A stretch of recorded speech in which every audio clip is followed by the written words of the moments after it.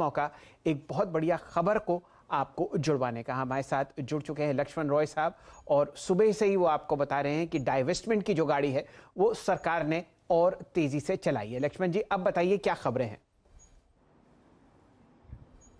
देखिए, खबर मुझे इस सूत्रों से मिली है कि सरकार ने माइनिंग सेक्टर की 2 सरकारी कंपनियां, या फिर कहें नीति आयोग ने माइनिंग सेक्टर की 2 सरकारी कंपनियां नाल्को और हिंदुस्तान कॉपर को स्ट्रेटेजिक सेल के लिए उसको आइडेंटिफाई किया है। और नीति आयोग ने सिफारिश की है कि नाल्को और हिंदुस्तान कॉपर, इन दोनों को स्ट्रेटेजिक सेल कर दिया जाए। और यहां पर बता दूं कि नाल्को में जो है सरकार की 51.28% हिस्सेदारी है, जबकि हिंदुस्तान कॉपर में सरकार की, केंद्र सरकार हिस्सेदारी 72.76% यहां पर हिस्सेदारी है। और इसके पीछे दलील दी गई है, नाल्को के पीछे दलील यह दी गई है कि नाल्को को अगर प्राइवेटाइज कर दिया जाता है तो दुनिया की सबसे बड़ी कंपनियों में से एक बन जाएगी नाल्को अपने क्षेत्र की। हिंदुस्तान कॉपर के सिफारिश के साथ यह भी कहा गया है हिंदुस्तान कॉपर के पास जो भी एक्टिव माइंस हैं उसको भी साथ साथ में स्ट्रेटेजिक डाइवेस्ट किया जाए। जो नॉन फंक्शनल माइंस हैं उनको राज्यों को वापस कर दिया जाए और राज्यों से कहा जाए कि वो आप इसका डाइवेस्टमेंट करिए, इसकी बोली लगाइए।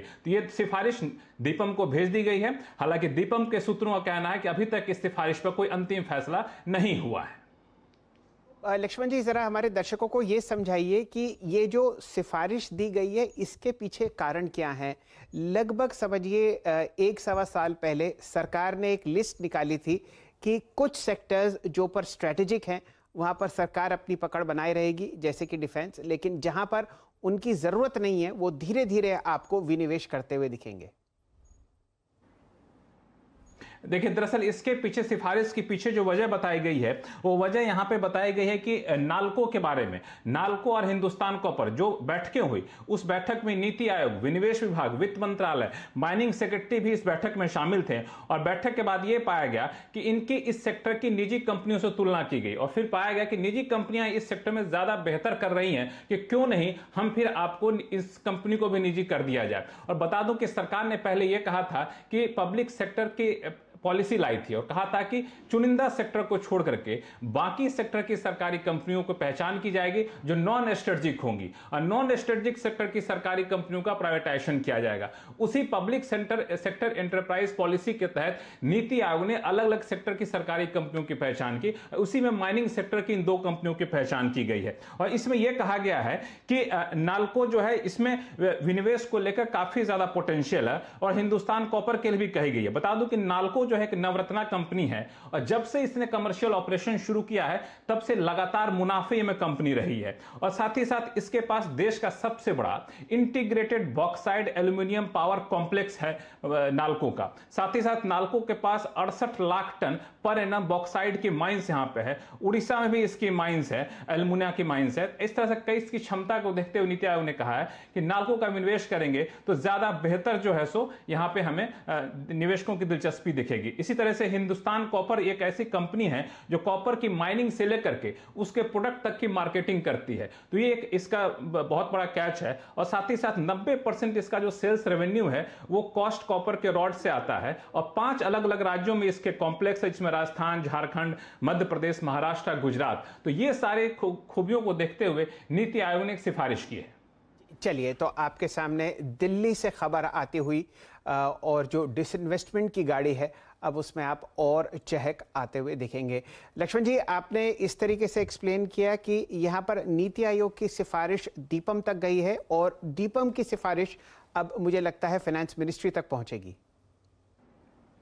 दरअसल इसके एक पूरी प्रक्रिया होती है। नीति आयोग पहले अपनी सिफारिश भेजता है, उस सिफारिश से पहले जाहिर तौर पर संबंधित मंत्रालय, कंपनी, विभाग से बातचीत होती है और उसके बाद दीपम जो है इसके अलग प्रक्रिया होती है। पहले इंटर मिनिस्टर ग्रुप के पास चर्चा होगी, फिर सीसीडी यानी कैबिनेट कमेटी ऑन डाइवेस्टमेंट के पास जाएगा, फिर एक ऑल्टरनेट मैकेनिज्म बना हुआ है, फिर कैबिनेट है। तो कई सारी प्रक्रिया होती है। चूंकि सरकारी कंपनी है वो बेहद संवेदनशील होता है उनको बेचना, तो सरकार इस तमाम प्रक्रिया के तहत गुजरती है, तब जाके इसको सेल्स करती है। इसी वजह से चालू कारोबारी साल वगैरह जैसे टारगेट इसमें नहीं दिए गए सिफारिश में, लेकिन यह है कि जो सरकार ने तय किया था कि हम नॉन स्ट्रेटेजिक सेक्टर के सरकारी कंपनियों को डाइवेस्ट करेंगे, उसी रणनीति का एक हिस्सा है जी। और लक्ष्मण जी, आपको याद ही होगा सन 2001 में जो एक और अनलिस्टेड कंपनी थी नाल्को की, जिसका नाम जो सरकारी कंपनी थी बैल्को, वो अनलिस्टेड थी और उसका भी लगभग 51% विनिवेश किया गया था सरकार द्वारा, और वो वेदांत ग्रुप के पास फिलहाल आपको जुड़ती हुई दिखेगी। तो ये खबर